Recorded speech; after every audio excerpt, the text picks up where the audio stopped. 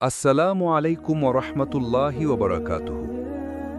এই পর্বটি একান্তই তোমার জন্য।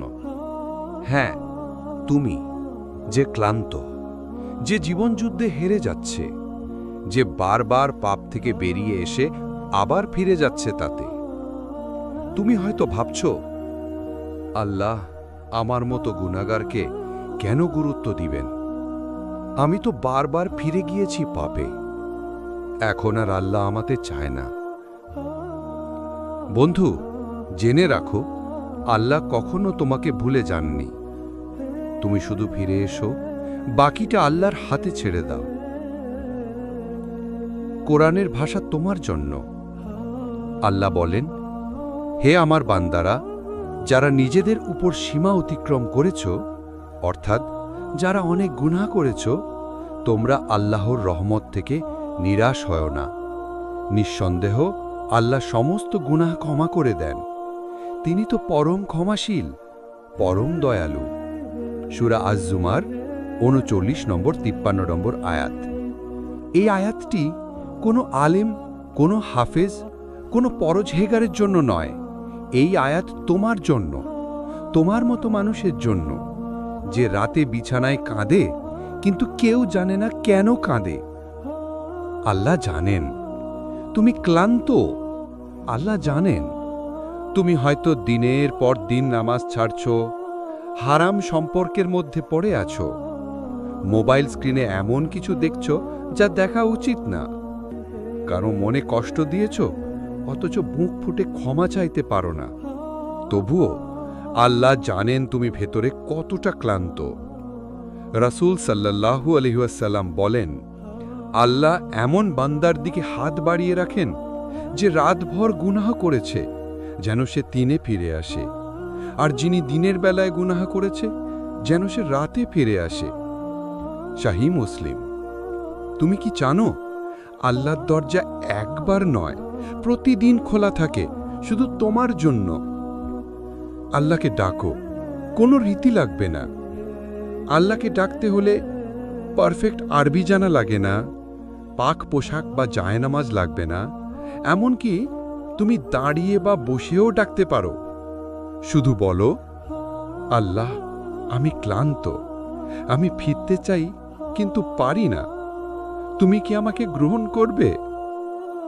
আর তখন আল্লাহ তোমাকে এমনভাবে গ্রহণ করবেন যেন তুমি কখনোই পাপ করনি।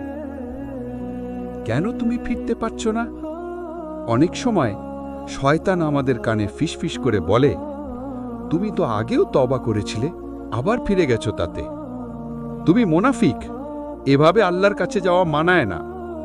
তোমার মতো মানুষ জান্নাত পাবে না। বন্ধু, এ কথাগুলো আল্লাহ বলেননি, এগুলো সব শয়তানের ফাঁদ।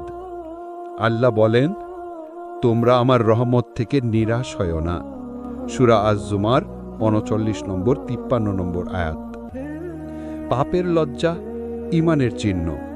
তুমি যদি নিজের পাপ নিয়ে লজ্জিত হও, তাহলে বুঝে নাও তোমার হৃদয়ে এখনো ঈমান আছে। রাসূল সাল্লাল্লাহু আলাইহি ওয়াসাল্লাম বলেন, যখন তোমার গুনাহের লজ্জা আসে, তখন তুমি মুমিন। তিরমিজি। তোমার চোখের প্রতিটি অস্ত্র, তোমার গভীর রাতের নিঃশ্বাস, তোমার অনুতপ্ত হৃদয়, সবকিছু আল্লাহর কাছে আছে। ছোট্ট একটি শুরু, বিশাল একটি পরিবর্তনের পথ। তুমি আজ শুধু ফজরের একটি রাকাত পড়ো, হয়তো ঠিকভাবে না পড়তে পারো, কিন্তু শুরু করো। তুমি আজ শুধু ১ মিনিট দাঁড়িয়ে বলো, হে আল্লাহ, আমি ফিরতে চাই কিন্তু পারি না। এই ছোট্ট কথাটা আসমান কাঁপিয়ে দিতে পারে, যদি তা আসে অন্তর থেকে। যে আল্লাহর দিকে এক কদম এগোয়, আল্লাহ তার দিকে দৌড়ে আসেন। পাপ আর পরিচয় এক নয়। তুমি পাপ করেছ, কিন্তু তুমি পাপ নও। মানুষ তোমাকে বিচার করে তোমার অতীত দিয়ে, আল্লাহ তোমাকে বিচার করেন তোমার নিয়ত দিয়ে। ইবনুল কাইয়িম রহিমাহুল্লাহ বলেন, যে ব্যক্তি গুনাহ করেও তওবা করে, সে সেই ব্যক্তির চেয়ে উত্তম যে কখনো গুনাহ করে না কিন্তু অহংকারী। এই মুহূর্তে তুমি যা করতে পারো, একটি নামাজ পড়ো যে কোনো সময়ের।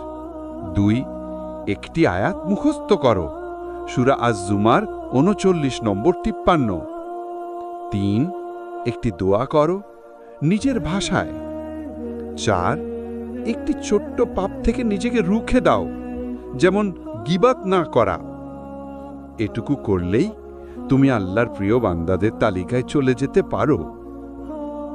কবর একদিন অপেক্ষা করবে না।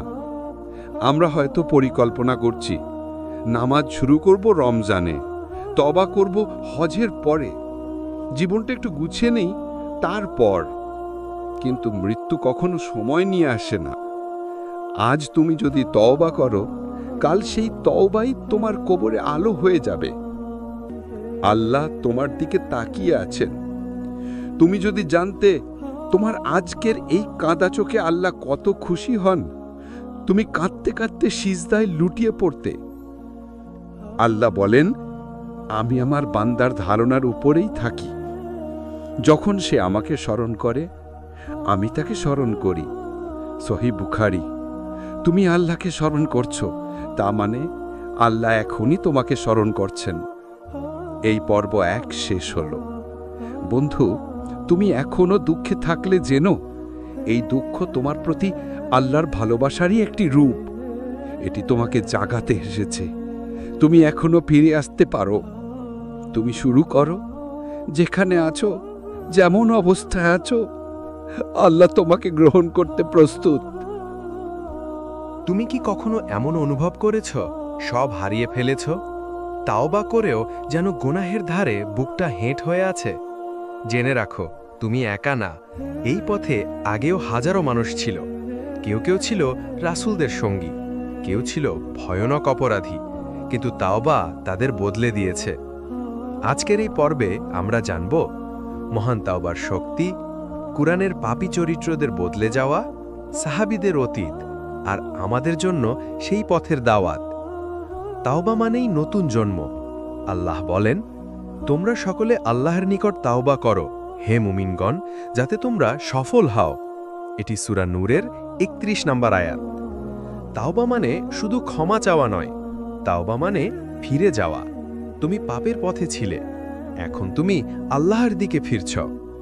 রাসূল সাল্লাল্লাহু আলাইহি ওয়াসাল্লাম বলেন, যে তাওবা করে সে এমন যেন সে কখনোই গুনাহ করেনি। এটি ইবনে মাজাহে হাদিসে উল্লেখ আছে। কুরআনের সেরা পাপী যারা ইতিহাস হয়ে গেছে। 1 ফেরাউনের জাদুকরদের গল্প। তারা ছিল অবিশ্বাসীদের পক্ষে, তারা ছিল তাকাব্বুরের অংশীদার, কিন্তু যখন তারা হক চিনল, তারা বলল, আমরা মুসা ও হারুনের প্রতিপালকের প্রতি ঈমান আনলাম। এটি সূরা তহা এর 70 নম্বর আয়াত। ফেরাউন হুমকি দিল, তোমাদের হাত পা কেটে দিব। তারা বলল, তুমি যা খুশি করো, তুমি পার্থিব জীবনে কর্তৃত্ব রাখো মাত্র।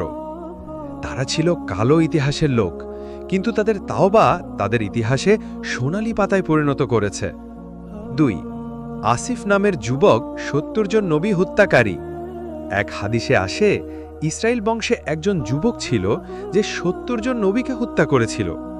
তারপর সে এমন ভয় পায় যে আত্মগোপন করে। সে লোকটা একবার রাস্তার পাশ দিয়ে হাঁটছিল।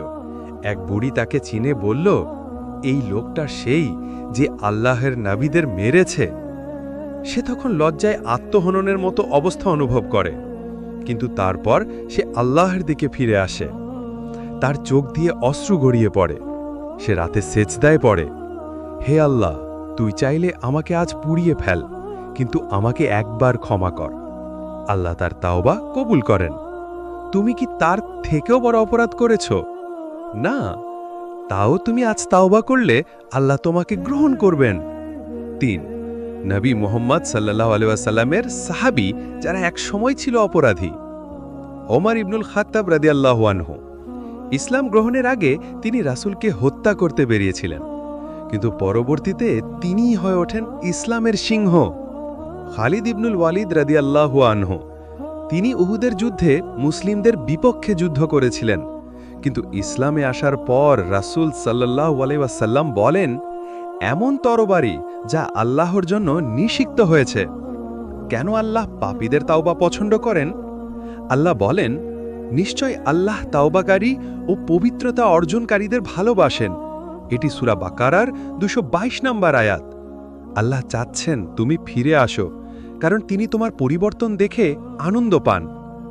সৎ তাওবার 3টি শিক্ষা। 1. নিয়ত, আমি আল্লাহর জন্যই ফিরব। 2. লজ্জা, নিজের গোনাহে অন্তর পোড়ে কাঁদে। 3. প্রত্যাশা, আল্লাহ ক্ষমা করবেন, আমিও পাল্টে যাব। একটি সৎ তাওবার দোয়া, আল্লাহুম্মা ইন্নী আসালুকা তাওবাতান নাসুহা ওয়া সালিমান ওয়া ঈমানান দাইমা। হে আল্লাহ, আমাকে দিন বিশুদ্ধ তাওবা, শান্ত হৃদয় ও স্থায়ী ঈমান। আজকের করণীয়, নিজেকে আয়নায় দেখে বলো, তুই বদলাবি ইনশাআল্লাহ। মোবাইল থেকে অন্তত একটি গোনাহের অ্যাপ বা কন্টেন্ট ডিলিট করো। 2 রাকাত তাওবার নামাজ পড়ো। কাউকে কষ্ট দিয়ে থাকলে আজই ক্ষমা চাও বা ক্ষমা করে দাও। উপসংহার, তুমি যদি এক ধাপ এগাও, আল্লাহ তোমার জন্য দৌড়ে আসবেন। তুমি যদি কান্না করো, আল্লাহ তোমার কান্নায় আরশ কাঁপিয়ে দেবেন। তুমি যদি ফিরে আসো, আল্লাহ বলবেন, তুমি আমার বান্দা, আমি তোমাকে ভালোবাসি। তুমি হয়তো সেজদায় পড়ে কেঁদেছ, তুমি হয়তো কাউকে না বলে রোদের নিচে হাঁটছ, নিজের ভুলে পুড়ে। তোমার সেই অশ্রু, সেই নিঃশ্বাস, সেই কষ্ট সত্যিই কবুল হয় আল্লাহর কাছে। আজ আমরা জানব আল্লাহ কিভাবে হৃদয় শোনেন, তোমার চোখের পানি কিভাবে কবুল হয়, কিছু বাস্তব ঘটনা ও কোরআনের ভাষ্য। কাবা, আল্লাহ কিভাবে অন্তরের আওয়াজ শোনেন? আল্লাহ বলেন, তিনি জানেন অন্তরের গুপ্ত কথা। সূরা আল মুলক 13। তুমি মুখে কিছু না বললেও তোমার চোখের অশ্রু বলে দেয় যে তুমি আল্লাহর কাছে ফিরতে চাও। এটাই দাওয়াত, এটাই তাওবা। রাসূল সাল্লাল্লাহু আলাইহি ওয়াসাল্লাম বলেন, আল্লাহ এমন বান্দাকে ভালোবাসেন যে একাকী অন্ধকারে কাঁদে। তিরমিজি। চোখের পানি দিয়ে তাওবার দরজা খোলে। তুমি হয়তো শুধু বলেছ, আল্লাহ, আমি আর পারি না। এই এক লাইনেই যদি থাকে খাঁটি অনুভব, তবে তা 1000 রাকাত নামাজের থেকেও প্রভাবশালী হতে পারে। কোরআনের ভাষা কাঁদা হৃদয়ের জন্য। আল্লাহ বলেন, তারা যখন কোরআন শোনে, তখন তুমি দেখবে তাদের চোখ থেকে অশ্রু গড়িয়ে পড়ে, কারণ তারা সত্যকে চিনে ফেলে। সূরা মায়েদা 83। আল্লাহ তোমার অশ্রু গুণে রাখেন। কবরের অন্ধকারে হয়তো এটাই হবে তোমার আলো। এক সিজদার কান্না বদলে দেয় তাকদীর। ইবনুল কাইয়্যিম রাহিমাহুল্লাহ বলেন, একটি আন্তরিক সিজদার কান্না এমন তাকদীর বদলাতে পারে যা তোমার জন্য অনর্থ আনত।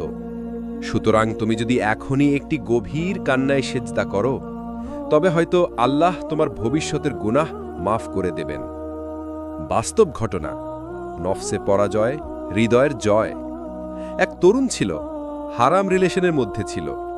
রাত দিন স্ক্রিনে পাপ, চোখে ঘুম নেই। এক রাতে তার ছোট ভাই নামাজে দাঁড়ানো দেখে হঠাৎ তার চোখে পানি আসে। সে শুধু বলল, হে আল্লাহ, আমি ফিরে আসতে চাই, কিন্তু পারছি না। সেই রাতে সে শুধু 2 রাকাত নামাজ পড়ে ঘুমায়। সকালবেলা ঘুম থেকে উঠে সে আর হারামে ফিরতে পারল না। কারণ কি? আল্লাহ তার কান্না কবুল করেছেন। তুমি আজ যে দোয়া করবে, হয়তো এটাই হয়ে যাবে চাবি। আজকের রাত বা দিনে শুধু বলো, হে আল্লাহ, আমাকে তুমি ফিরিয়ে নাও তোমার কাছে। আমি যদি গোনাহে ফিরে যাই, আমাকেই তুমি আবার ফিরিয়ে দাও। এই একটি দোয়া আল্লাহ আরশে পৌঁছে যেতে পারে। তুমি যদি এখনো ফিরে না আসো, জানো কি, শয়তান প্রতিদিন বলে, আজ তাকে আরেকটু কিছিয়ে দে, কাল সে তাওবা করুক। কিন্তু আল্লাহ চান তুমি আজই ফিরে আসো। তাই আজকেই যদি তুমি কান্না করো, তাহলে শয়তানের সব ফাঁদ ভেঙে যাবে। আজকের করণীয়: 1. 2 রাকাত নামাজ পড়ো, দোয়ায় শুধু কাঁদো। 2. নিজের একটি ভুল লিখে ফেলো, এরপর কেটে দাও এবং বলো আল্লাহ মাফ করে দিয়েছেন। 3. একটি খাতায় প্রতিদিনের আল্লাহর পথে ফেরার রেকর্ড রাখো। 4. কাউকে আজ ভালোবাসার কথা বলো যে আল্লাহ তোমাকে ভালোবাসেন। সেজদা সেই জায়গা যেখানে দুঃখ লুকায়। তুমি সেজদায় গিয়ে কাঁদলে কেউ দেখবে না, কিন্তু আসমানের ফেরেশতারা তোমার জন্য সাক্ষ্য দেবে। রাসূল সাল্লাল্লাহু আলাইহি ওয়াসাল্লাম বলেন, সেই চোখ কখনো জাহান্নামে যাবে না যা আল্লাহর ভয়ে কেঁদেছে। তিরমিজি। উপসংহার: তুমি হয়তো এই সিরিজ শোনা শুরুতে ভেঙে পড়েছিলে, এখন একটু সাহস পাচ্ছ। জানো, এটা আল্লাহর কাজ। আল্লাহ আমাদের ভুলে যাননি। তুমি ফিরছ, আর আল্লাহ তোমাকে জড়িয়ে ধরতে চান। তুমি যদি সত্যি ফিরে আসো আল্লাহর দিকে, তাহলে শুরু হবে এক নতুন আমি গড়ার জার্নি। এই নতুন আমি হবে গুনাহ থেকে পেছনে ফিরে তাকানো এক যোদ্ধা, এক আগুন থেকে উঠে আসা মানুষ যে জানে কিভাবে আল্লাহর আলোয় জীবনের আধার মুছে ফেলা যায়। আজকের এই পর্বে আমরা জানব পুরনো জীবন থেকে সত্যিকারের মুক্তি কিভাবে সম্ভব, অভ্যাসের পাপ থেকে কিভাবে বেরিয়ে আসা যায়, সাহাবীদের জীবনের বদলানো মুহূর্তগুলো, আল্লাহর সাহায্য পাওয়ার কৌশল। 1. পুরনো গুনাহের দেওয়াল ভাঙা কি সম্ভব? আল্লাহ বলেন, তোমরা আল্লাহর রহমত থেকে নিরাশ হইও না, নিশ্চয়ই আল্লাহ সমস্ত গুনাহ ক্ষমা করেন। সূরা জুমার 53। তুমি বারবার গুনাহ করেছ, হারাম সম্পর্ক, মদ, পর্নোগ্রাফি, রিয়া, গীবাত। তুমি যতবার ভেঙে পড়েছ, আল্লাহ ততবার বলেছেন, আমার বান্দা ফিরে আসবে ইনশাআল্লাহ। 2. নতুন ঈমানের ঘর তৈরি শুরু হোক। ধাপ 1. না বলার শক্তি তৈরি করো। পাপের ডাক এলে সাথে সাথেই বলো, আল্লাহ দেখছেন, আমি আর সে আমি নই। একবার না বলতে পারলে তুমি নিজের মধ্যে ঈমানের এক স্তম্ভ তৈরি করে ফেলো। ধাপ 2. পরিমার্জন করো পরিবেশ। হারাম চ্যাট ব্লক করে দাও, হারাম বন্ধু দূরত্ব তৈরি করো, হারাম মিউজিক ইসলামিক নাশিদে সুইচ করো। তুমি যদি পরিবেশ বদলাও, তোমার ঈমান আপনা আপনি টিকে থাকবে। ধাপ 3. ছোট ছোট আমল চালু করো।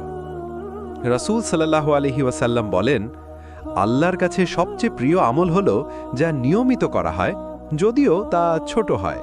বুখারী।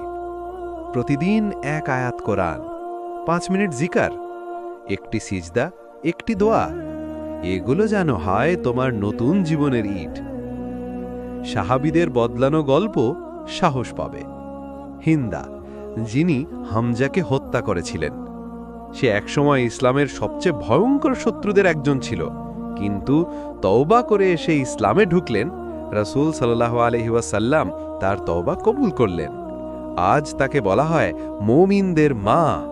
এটাই ইসলামের সৌন্দর্য। 3টি মূল শত্রু নতুন আমি গড়তে বাধা গায়।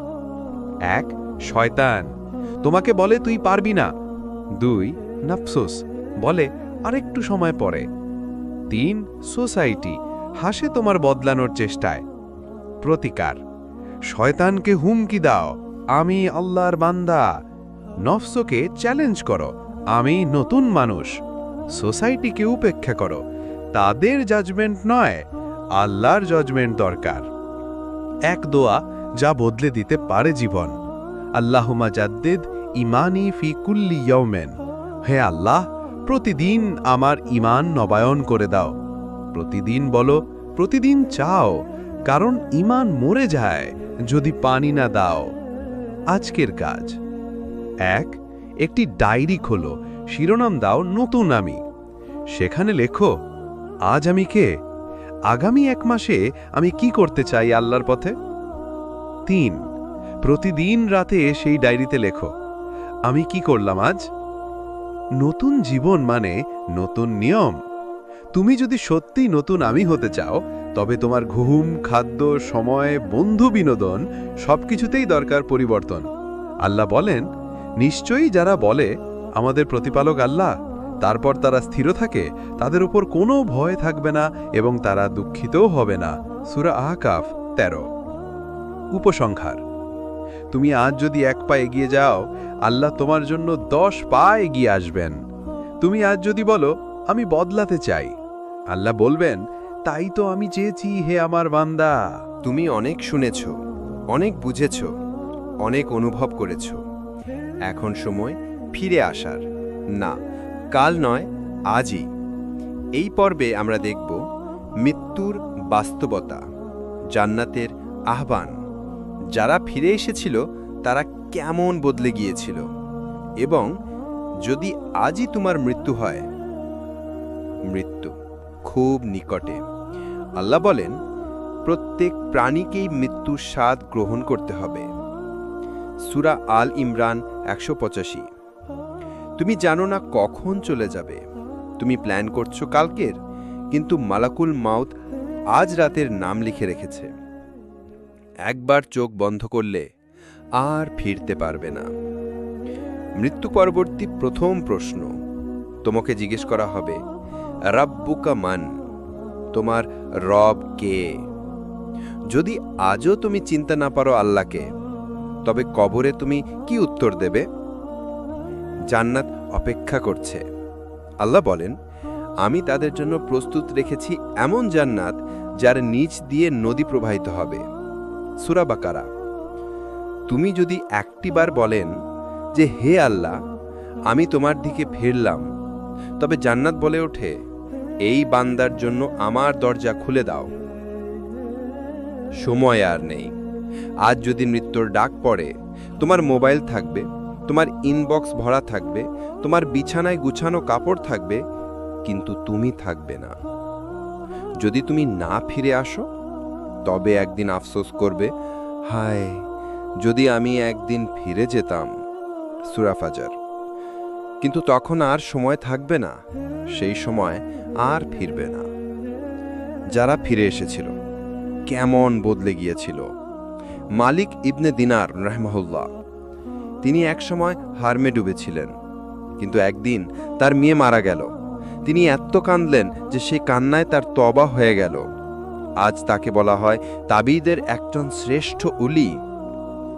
মদে আসক্ত তাইফের এক কিশোর, কিন্তু একবার মসজিদের দরজায় বসে শুনল কোরআনের আয়াত। সেই রাতে সে মদ ফেলে দিল। আজ সে একজন দায়ী যে হাজার মানুষকে ইসলামে ফিরিয়েছে। যদি আজই চেষ্টা করো, তবে হয়তো এটাই হবে তোমার জীবনের শেষ নামাজ, তোমার জীবনের সেরা কান্না, তোমার কবরের আলো হয়ে যাওয়ার সিজদা। তুমি সিজদা করো, কারণ তোমার মৃত্যুর আগেই আল্লাহ চাইছেন তোমার ফিরে আসা। আজকের পরিকল্পনা একটাই, সিজদান পড়ো, কাঁদো, আল্লাহকে বলো সব কথা। তোমার মোবাইলের হারাম অ্যাপগুলো ডিলিট করো। কাউকে বলো যে, ভাই বলেন, আমি বদলাতে চাই, আমার পাশে থাকো। দাওয়াত, ফিরে এসো।